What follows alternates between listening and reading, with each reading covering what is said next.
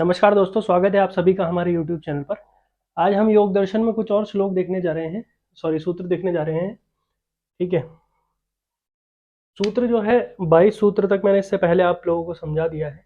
23वें number के सूत्र से शुरू करेंगे। क्या है? ईश्वर प्रणिधानाद्व। 23वां नंबर का सूत्र क्या कहता है कि ईश्वर प्रणिधानाद्व। इसका मतलब है कि इसके अलग ईश्वर प्रणिधान से भी शीघ्र समाधि सिद्धि होती है। किसके अलग? इससे पहले के जो सूत्र हैं जो मैंने आपको बताए हैं उनमें कुछ तरीके बताए गए हैं समाधि को सिद्ध करने के, जिससे शीघ्र समाधि सिद्ध होती है। जैसे अभ्यास वैराग्य भी एक प्रकार था। ठीक है। उसी प्रकार से और भी दो जो सूत्र थे उसमें मैंने आपको बताया था कि क्या क्या कारण है जिनसे समाधि जो है जल्दी सिद्ध होती है। तो उसमें से एक जो सूत्र था ये वाला बच गया था। ये मैंने इसीलिए बचा के रखा था क्योंकि मैं ये वाला कॉन्सेप्ट आपका एक बंच में रखना चाहता था। तो 23वें नंबर का सूत्र कहता है कि इसके अलग ईश्वर प्रणिधान से भी शीघ्र समाधि सिद्धि होती है। अब देखिए ईश्वर प्रणिधान क्या है। ईश्वर प्रणिधान को समझते हैं। स्वयं को ईश्वर को समर्पित करके किसी भी कार्य को करना क्या कहलाता है? ईश्वर प्रणिधान कहलाता है। आप कोई भी कार्य कर रहे हैं, पहले तो आप खुद ईश्वर के प्रति समर्पित हो, फिर आप कोई कार्य कर रहे हैं तो वो कार्य भी ईश्वर के प्रति समर्पित होकर करना चाहिए। और यही स्थिति किसकी किसकी कहलाती है? ईश्वर प्रणिधान की स्थिति कहलाती है। 24वें नंबर का श्लोक है। क्या है? देखिए 24वें नंबर के श्लोक में अब स्वरूप बताते हैं, ईश्वर का स्वरूप बताते हैं कि ईश्वर कौन है, क्या है, किस तरीके का है। ठीक है। ईश्वर को जानने के लिए ईश्वर का स्वरूप बताते हैं 24वें श्लोक से। इससे पहले आपको बता दिया है कि ईश्वर प्रणिधान से भी शीघ्र समाधि की सिद्धि होती है। फिर उसके बाद मैंने आपको ईश्वर प्रणिधान बताया। अब ईश्वर का स्वरूप बताते हैं कि ईश्वर कैसे हैं, क्या है ईश्वर। तो क्लेश कर्म विपाक आशय परामृष्ट पुरुष विशेष ईश्वर। देखिए श्लोक देखिए, क्लेश कर्म विपाक आशय परामृष्ट पुरुष विशेष ईश्वर। क्या मतलब है कि जो क्लेश कर्म विपाक आशय इन सभी चीजों से परे है ऐसा विशेष पुरुष, पुरुष विशेष या विशेष पुरुष क्या है? ईश्वर है। देखिए फिर से देखिए, जो क्लेश कर्म विपाक आशय से परे है ऐसा विशेष पुरुष कौन है? ईश्वर है। समझ में आ रहा है कि वह विशेष पुरुष जो क्लेश कर्म विपाक और उसके आशय से मुक्त है वह क्या कहलाता है? ईश्वर कहलाता है। अब देखिए क्लेश कर्म विपाक और आशय क्या है इसको समझ लेते हैं। देखिए क्लेश क्या है? क्लेश 5 प्रकार का बताया गया है महर्षि पतंजलि ने अपने योग सूत्र में। अविद्या, अस्मिता, राग, द्वेष और अभिनिवेश। इसकी चर्चा हम नेक्स्ट वाला जो पाद आएगा साधन पाद उसमें भी करेंगे, लेकिन आप इतना समझ लीजिए कि क्लेश 5 प्रकार के बताए गए हैं। अविद्या, अस्मिता, राग, द्वेष और अभिनिवेश।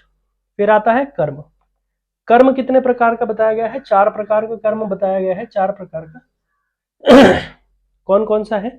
कृष्ण कर्म, शुक्ल कर्म, कृष्ण शुक्ल कर्म, अकृष्ण और अशुक्ल कर्म। देखिए कृष्ण कर्म है जो पाप कर्म है, शुक्ल कर्म है जो पुण्य कर्म है, कृष्ण शुक्ल है जो पाप पुण्य मिश्रित कर्म है, और अकृष्ण और अशुक्ल है जो ना तो पाप कर्म है और ना ही पुण्य कर्म है। ठीक है। फिर आता है विपाक। अब देखिए विपाक क्या है? जो हम कर्म कर रहे हैं, जो हम कर्म कर रहे हैं उनका जो हमें फल प्राप्त होता है उसको विपाक कहा गया है। आप मान लीजिए कोई कर्म कर रहे हैं और उसका जब आपको फल प्राप्त होगा तो उस फल को विपाक कहा गया है योग सूत्र में या योग दर्शन में। आशय क्या है? विपाक के बाद क्या है? आशय। तो आशय क्या है? आशय है, देखिए जब कर्म संस्कारों का एक समुदाय बन जाता है, कर्म का संस्कार जो है उसको आशय बताया गया है। कर्म का संस्कार क्या होता है कि आपने कोई कर्म करा। ठीक है। मान लीजिए आपने आप मैथ्स पढ़ रहे हैं और आपने एडिशन का कोई सवाल अपने टीचर से सीखा है, तो आपने वो कर्म किया है। क्या किया है कि आपने उनसे सीखा है। ठीक है। कर्म तो हो गया। अब टीचर आपके साथ दिन भर तो बैठा नहीं रहेगा, है ना। तो कर्म आपका हो गया है, लेकिन जो एडिशन वाली जो टेक्निक है वो आपके मन में या दिमाग में हमेशा के लिए रह गई है। तो मतलब उसका जो आशय है वो कर्म संस्कार है जो आप एडिशन वो हमेशा के लिए सीख गए हैं, वो आपका संस्कार बन के आपकी बुद्धि के अंदर बैठ गया है। ठीक है, तो इसे ही यहाँ पर क्या क्या कहा गया है, आशय कहा गया है। ठीक है, आई होप आपको इतना समझ में आ गया होगा। अब ईश्वर के स्वरूप को थोड़ा विस्तृत रूप से समझाते हुए कुछ और सूत्र आगे लेते हैं। ठीक है, तो आगे वाले सूत्रों में समझाएंगे कि ईश्वर का जो स्वरूप है वो और ज्यादा विस्तृत है और वो क्या है। चलिए देखते हैं। चलिए अब आगे के सूत्र देखते हैं। देखिए 25वें नंबर का सूत्र हमें क्या बताता है कि तत्र निरतिशयम सर्वविज्ञ, तत्र निरतिशयम सर्वविज्ञ, अर्थात उस ईश्वर में ज्ञान की कोई सीमा नहीं है। किस ईश्वर में, जिससे पहले विशेषताएं बताई जा रही थी, उस ईश्वर में ज्ञान की कोई सीमा नहीं है। अब उसकी थोड़ी और डिस्क्रिप्टिव चर्चा कर रहे हैं यहाँ पर, उसके बारे में थोड़ी और इंपॉर्टेंस जो है वो हमको बता रहे हैं कि वो ईश्वर का जो स्वरूप है वो पूर्णतः क्या है। तो उस ईश्वर में ज्ञान की कोई सीमा नहीं है। 20वें नंबर का श्लोक क्या है कि पूर्वेशामपि गुरु काले नान वाच्छादत्त, पूर्वेशामपि गुरु काले नान वाच्छादत्त। ठीक है, अर्थात वह ईश्वर गुरुओं का महागुरु,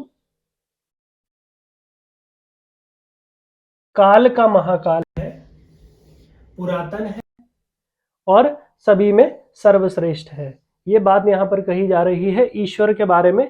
ठीक है, इससे पहले हमने कुछ चीजें जो पढ़ी है वो बताती हैं कि ईश्वर का स्वरूप है वो क्या है। अब यहाँ पे थोड़ा और डिस्क्रिप्टिव सा बनाया जा रहा है। तो क्या बता रहे हैं कि वह ईश्वर जो है गुरुओं का महागुरु, काल का महाकाल, पुरातन है और सर्वश्रेष्ठ है, जिसका काल से कोई संबंध नहीं है, अनादि काल है, आदि अनंत, इससे कोई संबंध नहीं है। ठीक है, 27वें नंबर का जो श्लोक है वो क्या कहता है कि तस्य वाचकः प्रणवः। देखिए ये यहाँ तक जो है, यहाँ तक डिस्क्रिप्टिव रूप में बताया गया है, मतलब संक्षिप्त बताया गया है कि जो ईश्वर है उसका क्या स्वरूप है। स्वरूप की बात यहाँ पर, स्वरूप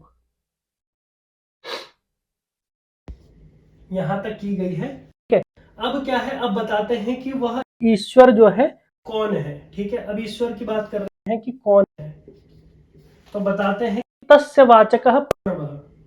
ठीक है, अर्थात उस ईश्वर का वाचक, वाचक का मतलब होता है नाम, उस ईश्वर का वाचक मतलब नाम क्या है, प्रणव। प्रणव का मतलब है ओंकार, ओंकार है।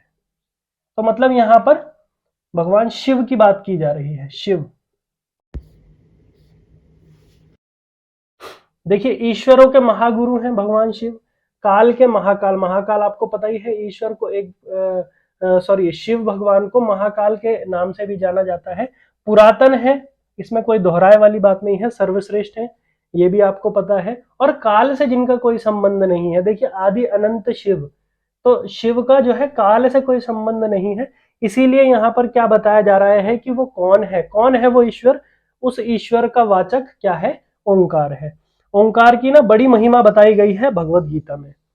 ठीक है, ओंकार का बहुत ज्यादा इंपॉर्टेंस है। अगर किसी भी श्लोक के आगे या किसी भी सूत्र के आगे ओम ओम शब्द आ जाता है तो उसकी जो इंपॉर्टेंस है वो और ज्यादा बढ़ जाती है, उसकी वैल्यू जो है वो और ज्यादा बढ़ जाती है।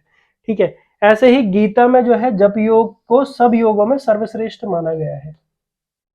गीता में, श्रीमद् भगवत गीता में जप योग को सब योगों में सर्वश्रेष्ठ माना गया है। कौन से सूत्र में बताया गया है और कौन सा चैप्टर है, 10th जो चैप्टर है उसका 25वां श्लोक है, 10/25। इसमें आपको मिल जाएगा कि गीता में जो जप योग है वो सब योगों में सर्वश्रेष्ठ माना गया है। ठीक है, तो यहाँ पे हमने जो है अपने कुछ सूत्र कंप्लीट कर लिए हैं योग दर्शन के या योग सूत्र के। ठीक है, आज के लिए इतना ही रखेंगे। आई होप आप सभी को इतना समझ में आया होगा जितना मैंने आपको बता दिया है। कल कुछ और लेकर आएंगे आपके लिए, कुछ नए सूत्रों के साथ, नए सूत्रों पर चर्चा की जाएगी। तब तक के लिए धन्यवाद।